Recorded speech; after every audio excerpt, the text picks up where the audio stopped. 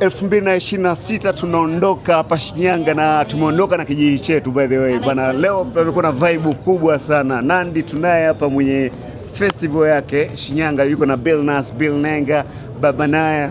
Bana, mmetisha sana. Asante sana. Hongera sana Nandy kwa show kubwa ambayo pia umeifanya leo Shinyanga. Nashukuru sana. Okay. Leo tunafungua na Shinyanga kwa mara ya kwanza. So far unazungumziaje kuhusiana na mwitikio kwa mashabiki zako ambao pia leo wamekuja kuintroduce Nandy Festival kwa mara ya kwanza? Mwitikio ni mkubwa sana. Yaani sijui niseme nini, lakini nawashukuru sana kwa wote ambao wamekuja kwenye show yangu. Nawashukuru sana. Nandy, target yako ilikuwa ni kuanzia Shinyanga ama ilikuwaje? Target yangu ilikuwa hiyo kwa sababu niliwaahidi tangia ule mwaka ambao nilifanya. Nilisema kwa sababu nilifanya promotion fupi lakini mwitikio ulikuwa mzuri. Nikasema kama ile promotion fupi mwitikio ni ule, je, nikifanya promotion kwa nikawaahidi kwa walivyonipokea, mwaka unaokuja nitaanza kwao, na nimekuja kweli, nimeanza na wamenipokea mara 3 yake. Nandy, wewe ni mmoja kati ya wasanii wa kike kibongobongo ambao pia una festival yako na hujakata tamaa, still bado unafanya mwaka na mwaka. Bado pia mwaka jana haikuwepo, lakini pia mwaka huu 2026 umekuja kwa mara nyingine tena. Tuambie kuhusiana na kuandaa matamasha kama haya, pressure huwa ikoje? Kwanza ni miaka 5 ya Nandy Festival. Mwaka huu tunavyofanya ni mwaka wa 5. Tulianza kichovu lakini mwanzo ulikuwa mgumu sana, kijukwaa fulani hivi, lakini tunaona ukuaji ni mkubwa. Pressure ni kubwa sana kwa sababu unataka kila kitu kiwe perfect na kila mtu arizike kwa kile kidogo tutakachowapa. Lakini all in all, kwa furaha nilikuwa nayo, hata pressure sioni tena. Kiukweli sioni. Festival ni kufanya festival kwa watu wanaoelewa, na nyie pia ni watu ambao mnaona mpo on ground. Hela nyingi sana inatumika, hela nyingi sana. Yaani tamasha moja kama hili sio chini ya milioni 250. Umeelewa? Yaani ukijibana sana 180, yaani hapo ndio umejibana. Lakini kwa mlivyokuja hapa, mnapoona kuanzia stage, kuanzia watu, tuna watu tumewapa ajira watu karibia 100 kwenye festival.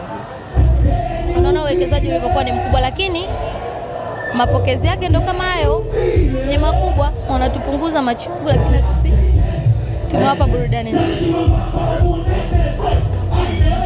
Kwenye stage pale ulitaka kulia alafu ukajizuia, nikakuona umejizuia ukarudi kuimba tena vizuri. Ni kitu gani kilikuja kwenye akili yako ikakufanya ukataka kulia?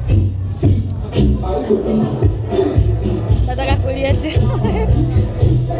Unajua, kwa watu ambao hawajui au watu wanajua, na miaka 10 ya muziki nimetimiza mwaka huu, na mwisho wa mwaka baada ya kutoa albamu lazima nitatoa shukrani kubwa sana Dar es Salaam kwa mashabiki zangu. Na nyimbo ya Asante ni nyimbo ambayo imebeba vitu vingi sana kwenye moyo wangu, licha tu ya kuimba kwa ajili ya watu wengine, lakini ile nyimbo inanihusu kabisa. Kuna vitu vingi sana ambavyo Mungu ananitendea na anaendelea kunitendea.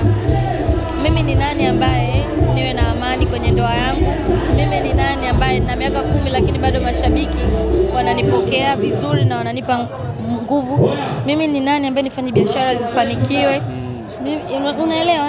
Kwa hiyo ile nyimbo inabeba ujumbe mzito kwangu wa kushukuru kila siku. Na nilipokuwa naimba pale leo zamu yangu, imagine watu walioingia hapo karibia, kama tuliambiwa wametuma takwimu kwenye group huko, watu 20,000 kama sikosei.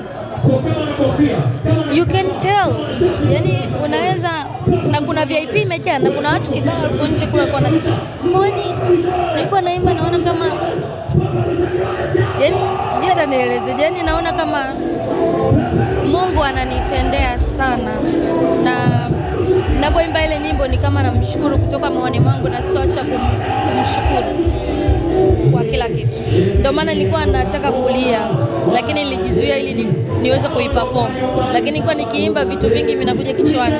Crowd ilivyo, umeelewa, na vitu vingi vya maisha nilikuwa vinanipitia kwenye kichwa changu. Okay. Nandy, what's your comment kupitia msanii wako ambaye pia umemsign hivi karibuni, Pipi Jojo? Hii ni show yake ya kwanza na imani pia wakati uko backstage labda pengine ulikuwa unaangalia show yake. What's your comment? Nilikuwa njiani naangalia show yake. Kwa kweli, unajua yule ndo mara yake ya kwanza kwenye vitu vingi, especially kwenye stage, sio tu stage kubwa kama hiyo. Alinishangaza kuona ana confidence, yani anaimba kabisa, nilitegemea kiukweli. Nilichokuwa niliona akiingia anaweza kaogopa sauti stoke, yani nilikuwa nategemea kitu kama hicho kwenye kichwa changu ili baadaye nimwambie bwana this, lakini kanishangaza ule ujasiri kukaa kwenye box na wameni surprise, haki ya Mungu, wameni surprise na manager yake, sikujua kama anatoka kwenye box, ndio naliona limefunguka. Nilikuwa nataka kukata kufunguka, but mimi kwangu 10 over 10, yani kwa mtu anayeanza 10 over 10. Mimi Nandy, watu wakiangalia kapo yenu nyinyi ni kapo fulani ambayo inaonekana Nandy umechangamka zaidi kuliko Billnass.